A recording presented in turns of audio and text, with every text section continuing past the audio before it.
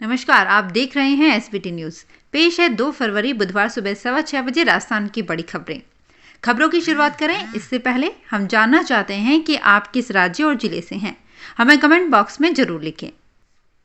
उम्मीदों की लहर धरी रह गई और निर्मला सीतारमण ने बजट पेश भी कर दिया। बोली 1 घंटा 31 मिनट, लेकिन सब कह रहे हैं कि ये बजट महज भाषण सा लगा। टैक्स स्लैब नहीं बदला है, कोरोना से जुड़ी कोई रियायत नहीं है, किसानों को सिर्फ कहने को मिला है। बाद में प्रेस कॉन्फ्रेंस में वित्त मंत्री ने मिडिल क्लास को टैक्स में छूट क्यों नहीं दी, इस पर भी सफाई दी।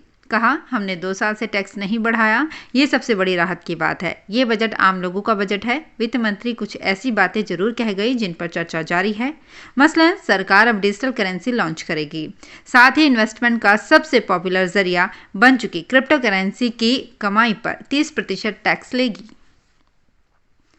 राजस्थान लोक सेवा आयोग के नवनियुक्त कार्यवाहक अध्यक्ष डॉक्टर जसवंत सिंह राठी ने कहा है कि कैलेंडर के अनुसार समयबद्ध परीक्षाएं कराना उनकी प्राथमिकता रहेगी। डॉक्टर राठी ने गत दिवस अजमेर मुख्यालय पर अध्यक्ष का पद दायित्व संभाला।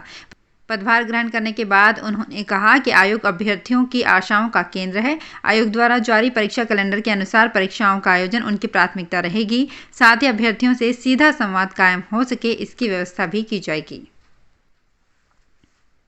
राजस्थान खाद्य पदार्थ व्यापार संघ के चेयरमैन बाबूलाल गुप्ता ने संसद में पेश किए गए बजट में संयुक्त राष्ट्र संघ द्वारा वर्ष 2023 को मोटा अनाज वर्ष घोषित किए जाने पर केंद्र सरकार द्वारा प्रोत्साहित किए जाने की प्रशंसा की है।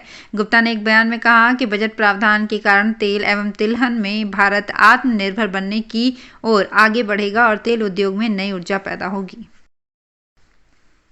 राजस्थान के खाद्य एवं नागरिक आपूर्ति मंत्री प्रताप सिंह खाचरियावास ने कहा कि गत दिवस संसद में पेश किए गए केंद्रीय बजट में महंगाई, गरीबी और बेरोजगारी मिटाने के लिए कुछ भी नहीं किया गया।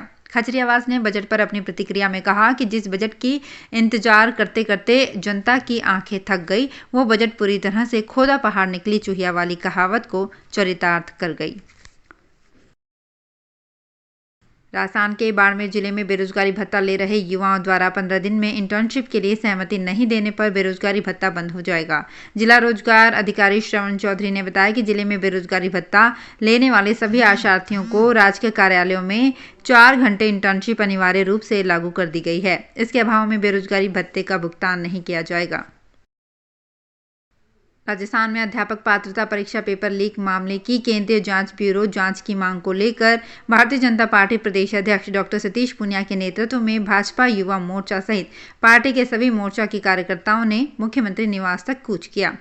सभी कार्यकर्ता भाजपा प्रदेश मुख्यालय पर एकत्रित हुए और डॉक्टर पूनिया के नेतृत्व में भाजपा प्रदेश कार्यालय से लेकर मुख्यमंत्री निवास तक कूच किया। अंबाजी का मंदिर मंगलवार से फिर से भक्तों के लिए खुल गया। अंबाजी मंदिर के महाराज भट्ट जी ने बताया कि अंबाजी मंदिर सवेरे से भक्तों के लिए खोला गया है।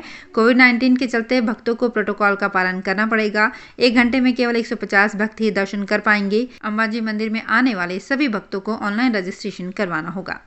खबरों का सिलसिला जारी है, आप देख रहे हैं एसबीटी न्यूज।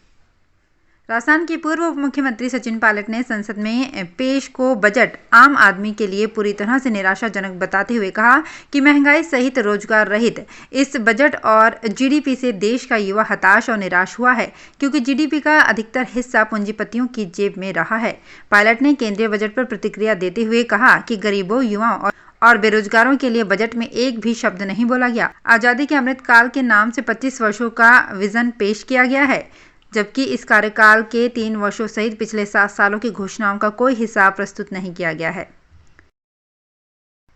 राजस्थान में पिछले 24 घंटों के दौरान 6,212 नए केस मिले हैं। प्रदेश में एक्टिव केसों की संख्या 63,035 हो गई है। स्वास्थ्य विभाग के मेडिकल बुलेटिन के अनुसार प्रदेश में अन्य दिनों की तुलना नए केसों की संख्या में कमी से राहत के संकेत मिल रहे हैं। मंगलवार को 10,173 लोगों को अस्पताल से डिस्चार्ज कर दिया गया। डूंगरपुर कलेक्टर शुभम चौधरी ने मंगलवार को आसपुर क्षेत्र का दौरा किया। बनकोड़ा व मोवाई में मनरेगा के कामों को देखा। अनियमितता मिलने पर 3 मेटों को ब्लैक लिस्टेड कर दिया। बनकोड़ा वीडियो और एलडीसी पर 1-1 हज़ार रुपये का जुर्माना लगाया है। कलेक्टर ने सबसे पहले आसपुर पंचायत समिति की ग्राम पंचायत बनकोड़ा व मोवाई में मनरेगा कार्यों का निरीक्षण किया। बूंदी नगर परिषद की बोर्ड बैठक हंगामे के बीच मंगलवार को संपन्न हो गई।